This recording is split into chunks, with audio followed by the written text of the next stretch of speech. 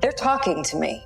When a hostile alien species decides to speak, one needs to ask why. Alarms blared non-stop as fragments of the USCSS Maginot slammed into the buildings of Prodigy City. Prodigy was becoming a major threat to those in power with its advancements in technology, and this accident could set the city back greatly. There are reasons why Weyland-Yutani is the dominant corporation in the world, and Prodigy Corporation is about to find out. What happens when the greatest cargo is extremely dangerous, and an enhanced human is tasked with protecting the owner's interests? Easy for you to say, cyborg. Morrow has absolute loyalty to his employer, Weyland-Yutani, the proprietors of the Maginot and everything inside it. For him, the company is a god to whom he has dedicated his life to serving. But who is he, and what is his purpose? Why didn't he help his fellow crewmates as they were being torn to pieces by an alien? Did he cause the chaos on the ship? And the monsters come. Maybe you're feeling it now. She's just a kid. Keep telling yourself that. I'm going to recap and rediscuss my 4 darkest alien Earth theories, with one extra new one for your amusement. Who is Morrow, and what is Weyland-Yutani hiding? Number 5. Morrow's Dark Secret. Morrow was born human sometime before 2055.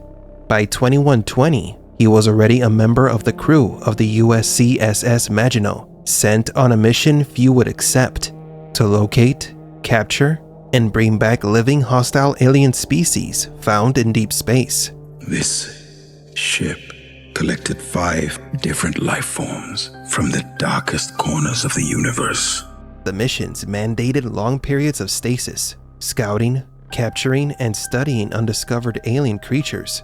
Also, the mission had protocols that placed the creatures' survivability above the crew's. The final destination wasn't a museum or a university. It was the Weyland-Yutani's laboratories, where each creature would be studied, used, and exploited for company gains. Amidst classified orders and promises of promotion, Morrow understood that his sole purpose in life was to complete the mission. We don't know when Morrow began to lose his humanity, whether after losing his arm or after gaining his synthetic upgrades. What is clear is that he began to resent those he considered beneath him. The moment we met Morrow, it was made clear that his loyalty isn't to his crew, but to the corporation. This is a real suggestion. Those things give me the creeps. Yeah, me too. Specimens are the mission. Easy for you to say, cyborg. The discussion in that first episode was foreshadowing.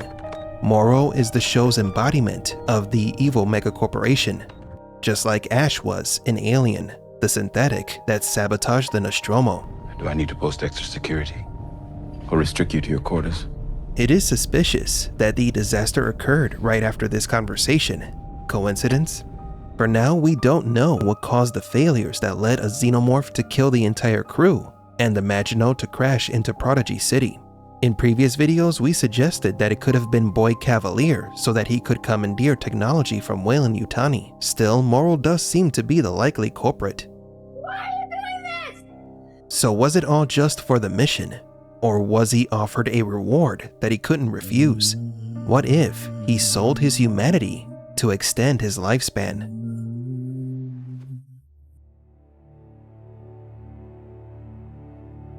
To understand Morrow's role in the story, we must discuss one of his most peculiar attributes, his synthetic hand. Morrow is a cyborg, originally human, whose body was enhanced with robotic parts made by Weyland-Yutani. This could be why he has a greater loyalty to the company than to his crew. Rather, due to his synthetic enhancements, or despite them, Morrow has shown himself to be someone who will accomplish his goals, no matter what.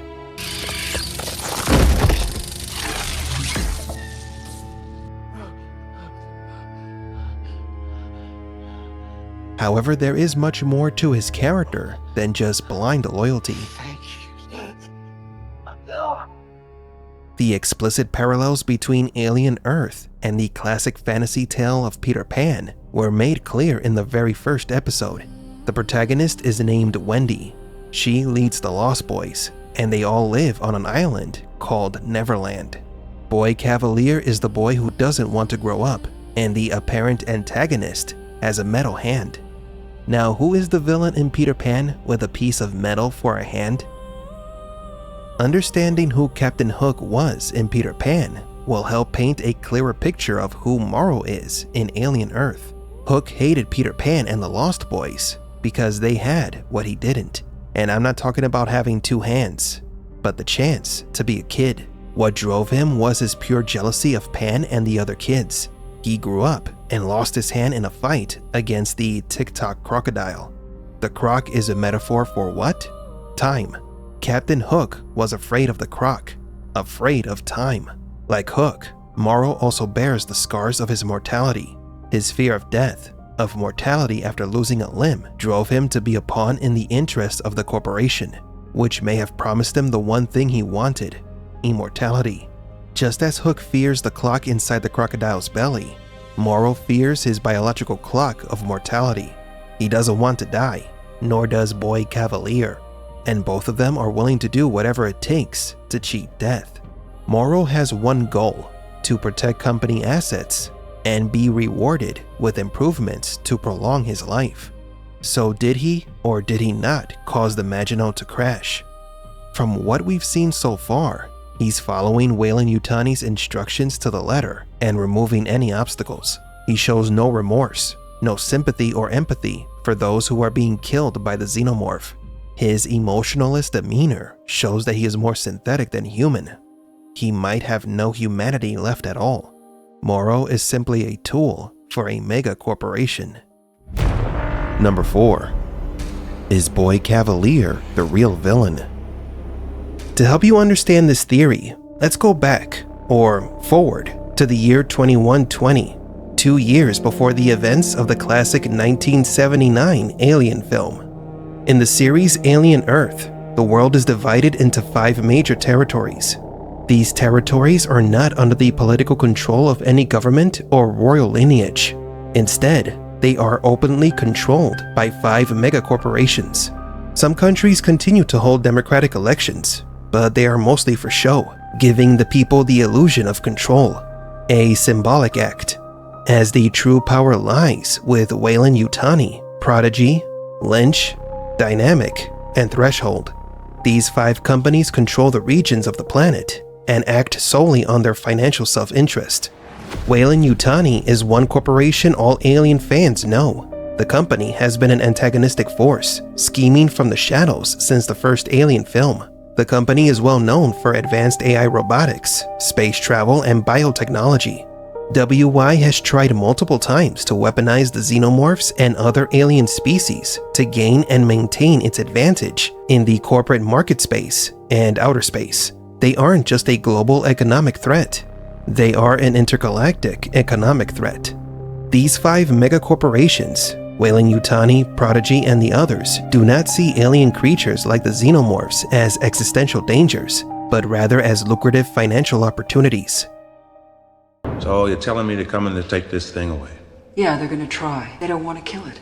We gotta figure out a way to do it before they come here. Why do we have to kill it? They want to take it back. Some sort of weapon. Yeah, what's wrong with that? They can't control it. They don't understand. It'll kill them all. Although Weyland-Yutani has maintained a near monopoly on what happens in space within the Alien franchise, on Earth, the company has competition. And because of that, WY might be hiding something more dangerous than the alien creatures. Boy Cavalier, founder of Prodigy. As his company's name suggests, his inventions illustrate his prodigious intellect. Cavalier became the world's youngest trillionaire after achieving technological advances that combined human consciousness with technology. As shown in the first episode of the series, he was the first to successfully transfer a human girl's mind into a synthetic body.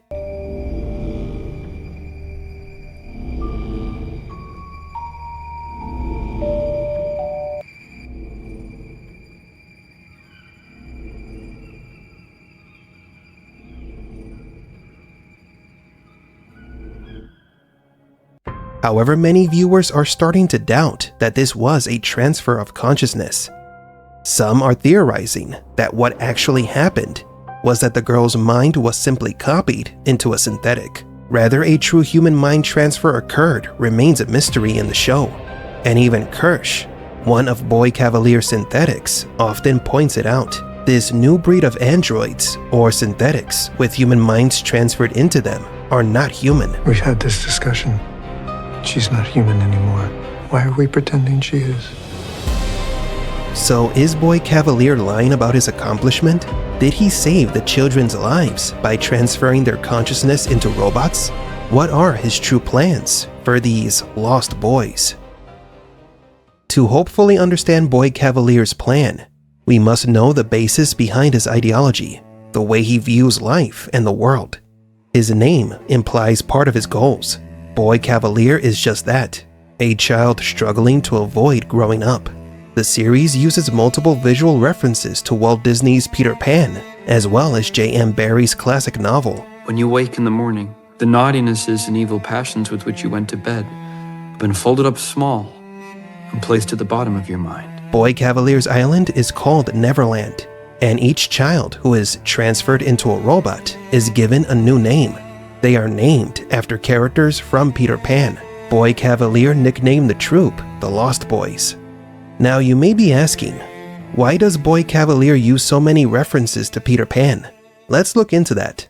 In the premiere episode of Alien Earth, the synthetic Kirsch answers one of Wendy's many questions with, In the animal kingdom, there is always someone bigger or smaller who would eat you alive if they had the chance.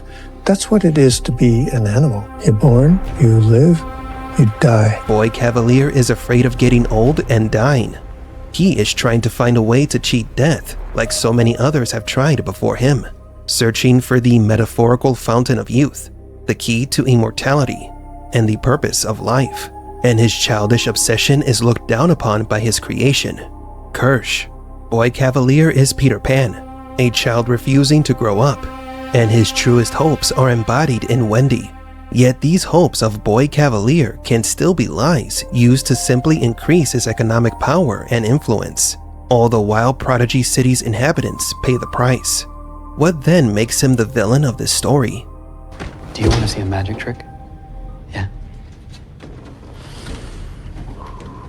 According to the show's logic, human mind transfer to synthetics can only be performed on children, as the adult mind cannot handle it. I feel I owe you an apology. We have a rule. We never free a mind once it's reached a certain age. It's dangerous. The mind has trouble letting go. I've seen it before and I'm sorry. This breakthrough in technology can change the rules of nature forever, and yet it will never be referred to again in any other Alien film. So what could have happened to this hybrid technology? Was it destroyed, deemed classified, hidden from the world? Or was it all a lie? The process of transferring the human mind into an android looks more like it's copying the mind rather than transferring it. If that is what the machine is doing, then the girl Marcy, now Wendy, didn't survive the process. The human girl died, and what exists is a copy inside a synthetic body that still believes she's human. I didn't know better. I'd say she was human. I am human. I mean, if we did this wrong, best case, we got a bunch of AIs running around thinking that they're human. Worst case, we killed 6 kids. There must be a reason why Cavalier hasn't undergone this process himself. He knows that consciousness transfer doesn't exist, something Kirsch never tires of pointing out. Generation after generation, all we can do is watch and take names. What Boy Cavalier could be doing is creating a new, more powerful type of android that doesn't use artificial consciousness to bring it to life, but actual human consciousness, not transferred to it, copied to it, meaning that they are simulations of people, of children. The Lost Boys are just synthetic duplicates of dead children, and if or when this truth becomes known, Boy Cavalier will lose everything. Now, if Boy Cavalier was capable of lying about transferring a girl's consciousness into an android, what else could he be lying about? In the second episode of Alien Earth, the boss of Weyland-Yutani personally calls Boy Cavalier to request access to the ship that crashed in Prodigy City. It is her company's ship, but it's on Boy Cavalier's territory. Boy Cavalier seems uninterested in making deals with the competition and denies Yutani's request. The boy wants what's inside the ship. Makes you wonder if he was the one who caused the ship to crash into his city in the first place. I want what's on that ship. But maybe it wasn't premeditated. Perhaps Boy Cavalier had nothing to do with the USCSS Maginot losing control and crashing into Prodigy City. So then what caused it? So far as we know, something happened on the ship that forced Morrow, the cyborg assigned to the Maginot, to prioritize the safety of the cargo over the crew of the ship. Something must have gotten loose and started attacking the humans. Or maybe Morrow compromised the mission to force the ship to crash in Prodigy City. We just don't know the details. Yet, that is. Just like in real life, the fictional corporations in the alien universe scheme for financial gain. Sometimes the villain in a story is easy to find. Just look for the party that benefits from others' misfortunes. That's your bad guy. The Maginot landed like a gift from the heavens in Cavalier's backyard. Convenient, isn't it? But assuming that Boy Cavalier did cause the Maginot to crash, everything would start to make sense. Could he have wanted the ship to crash in his territory so he could test his new creations, his Lost Boys? A successful field test would make for a good presentation when he reveals his new toys to the public. Good first impressions are important when selling products, and Boy Cavalier knows this very well. He barely hesitated to send Wendy and the Lost Boys to the crash site. He wants to show off the superiority of his toy soldiers to later entice public interest in his products. To show the other megacorporations that he has done the impossible. He has cheated death. The world in Alien Earth is run by corporate competition, but there may be an issue that Boy Cavalier did not plan for. The hostile alien species that the freighter was transporting. He may have known that there was valuable cargo on the ship, just not the type with sharp claws and teeth.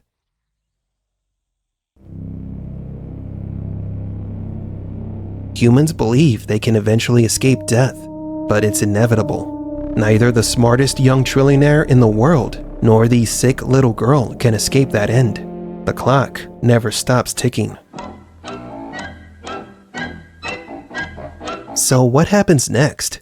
What Boy Cavalier did by not handing the ship over to Yutani probably sparked a war with Weyland-Yutani.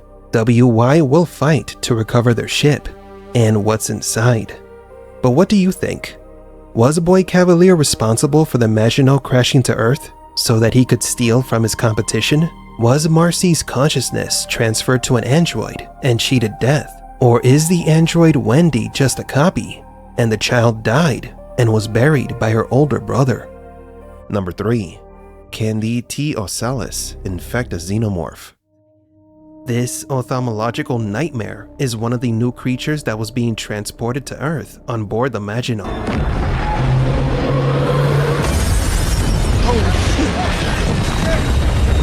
The USCSS Maginot is, or was, a Class C space exploration vessel built by Weyland-Yutani, a planetary laboratory capable of conducting onboard experiments during space travel, but it was also a classified vessel. No other nation in the world knew of its existence. It doesn't pose a military threat, but its onboard technology is advanced enough to contain many dangerous species from other planets, which makes it suspicious. The Maginot could be one of Weyland-Yutani's most important and valuable ships, which is why when this ship crashed in Prodigy City, it piqued Boy Cavalier's interest. He knew there was something special about this ship. The type of equipment the Maginot carried may not be kosher, but it wasn't the ship that intrigued Boy Cavalier, but what the ship was transporting.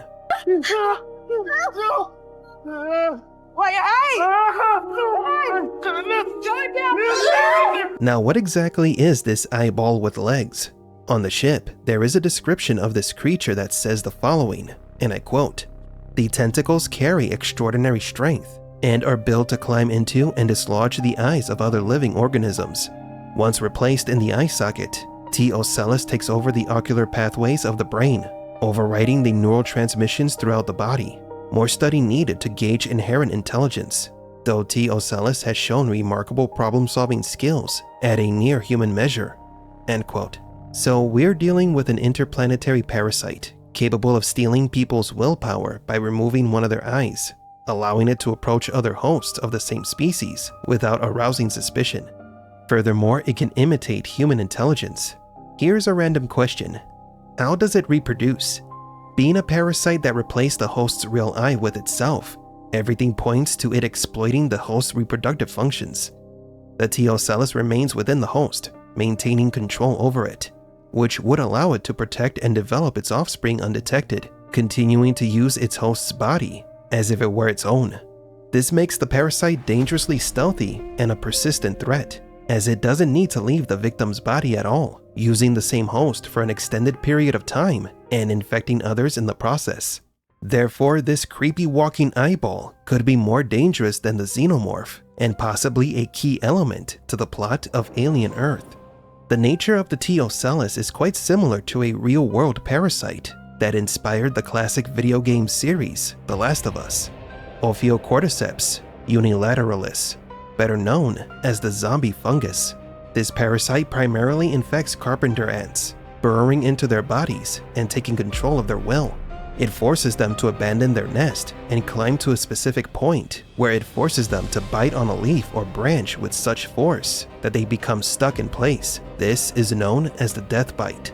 At that point, the fungus consumes the ant from within, and when ready, bursts from its body to release its spores. The spores spread, infecting other ants.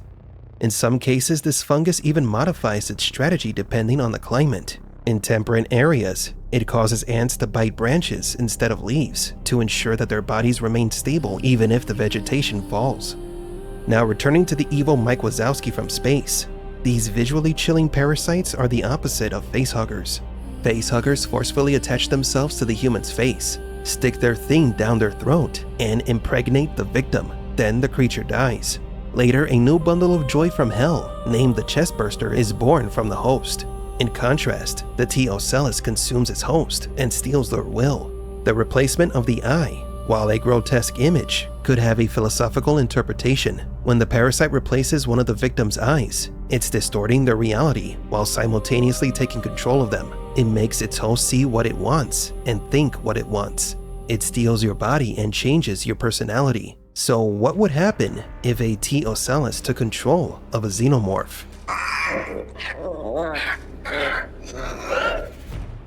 In the second episode of Alien Earth, we saw how this disgusting creature took control of a dead cat. It then tries to take control of one of the Lost Boys. Great. So the creature doesn't discriminate about which biological organism it wants to invade. It can adapt to its hosts. Just as it can take control of a dead cat's body, it could do the same with a Xenomorph, and the result could be a creature more terrifying and intelligent than anything we've seen before in the Alien franchise. Even though these creatures are scary, human intelligence can cause more horror than a space monster.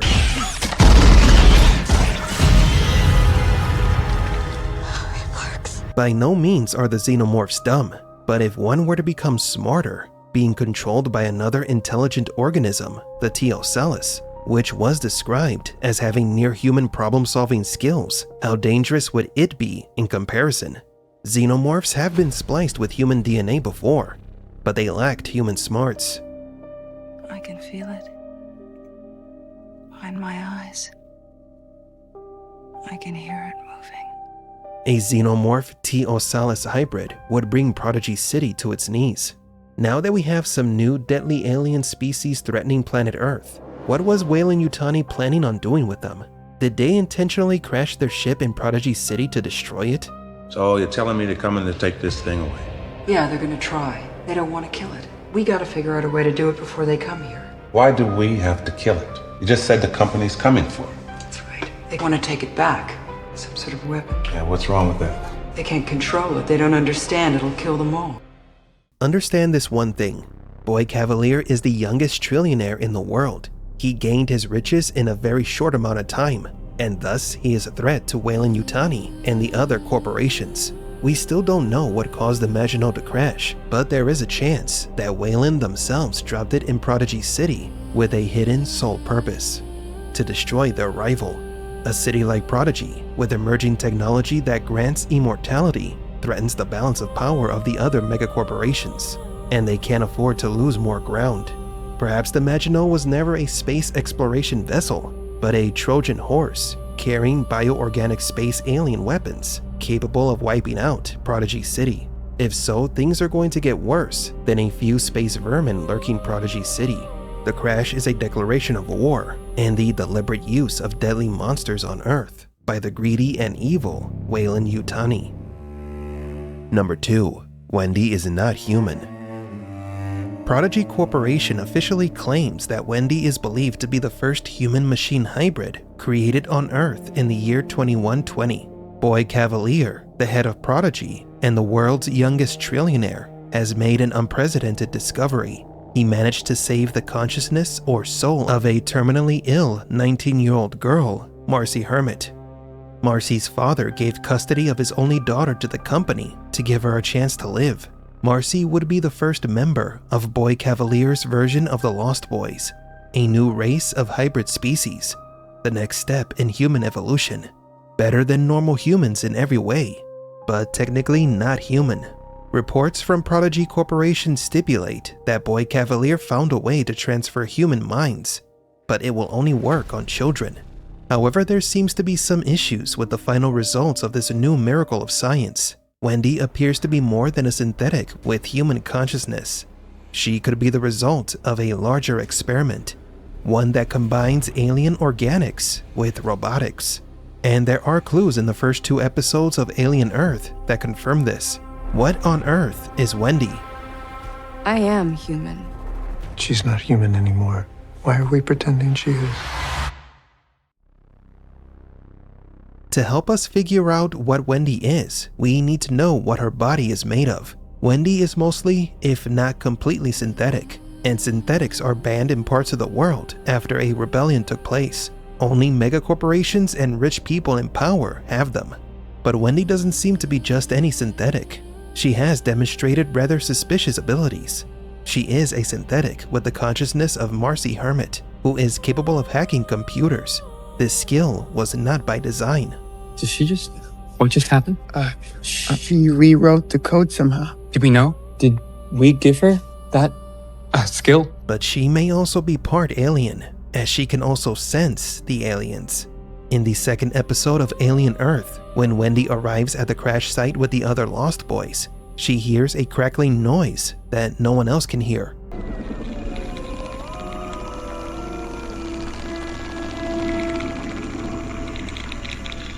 The episode 3 trailer also recently confirmed that Wendy can hear the aliens trying to communicate with her. They're talking to me. These talents are reminiscent of Ripley in Alien Resurrection, who was also able to sense aliens because she was a clone of the real Ripley with Xenomorph DNA in her body. I can feel it behind my eyes. I can hear it moving. But how can Wendy have alien DNA in her body if the species on board the Maginot have never been on Earth? Maybe you overlooked some important details in the first 2 episodes. Look at this guy in the hazmat suit spraying something on the wall. Why is he doing that? It must be important because we saw this person a couple of times doing this. And what's wrong with the wall? Well, look closely. Doesn't that look familiar? It looks like the wall has some acid damage, doesn't it? Now, what type of creature is made of acid? The episode 3 trailer also shows a brief clip of acid hitting the wall, which kind of confirms that the damage was caused by a corrosive substance, perhaps excreted from a creature. What creature? We don't know. Yet, the fact that this happens on Neverland Island is evidence that Boy Cavalier has dangerous creatures on the island capable of shooting acid before the Maginot crashed on Earth, and that changes everything.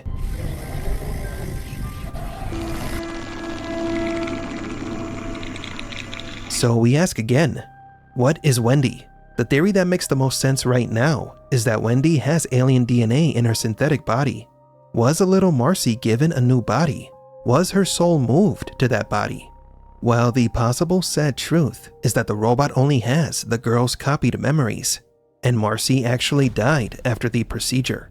This thing is not human. It is a machine made with alien parts. Wendy and the Lost Boys should have never been created, because this combination is inherently dangerous. We're talking about a machine with human memories and emotions, but also with unknown dangerous characteristics of an alien creature. Wendy can perform tasks and calculations at inhuman speeds. She can also perceive, adapt, and react as a human would, with instincts that do not come from Marcy, but from the alien genetics running through her. Again, like Ripley in Alien Resurrection, Ripley displayed erratic behavior due to being part xenomorph, and this raises some concerns, like, what if Wendy becomes a danger to her team? Going back to Alien Resurrection for a moment, the technology for cloning humans with alien-infected DNA was perfected hundreds of years after the events of Alien Earth. The tech was developed by the United Systems Military Corporation. But what if this cloning procedure involving alien organisms has been invented much earlier, on Boy Cavalier's Neverland Island? If such procedure were created hundreds of years before Ripley died and was cloned, how could Prodigy have alien DNA? The answer could lie in the Maginot. Before this catastrophic gift from the heavens forcefully landed in Boy Cavalier's city, he was using synthetics to copy humans. Weyland-Yutani's secret spaceship, carrying some of the scariest alien creatures in the universe, brought Boy Cavalier the missing pieces to clone actual humans. All of this is in theory, of course, but either way, Prodigy Corporation's commandeering of the Maginot was inevitable. Mega corporations like Weyland-Yutani and Prodigy may have already known about the xenomorphs and have been reverse engineering them. Now, if Wendy is a synthetic with xenomorph parts, then maybe Boy Cavalier created her to challenge Weyland-Yutani. It can't be a coincidence that Boy Cavalier agreed to send the Lost Boys to the Maginot. Perhaps it was all part of the same old story. A corporate feud over who has the better technology. Humanity may not know of the horrors that live in outer space, but the megacorporations do, and they're playing God with them. And who knows, maybe they know of the existence of another species of dangerous alien predators.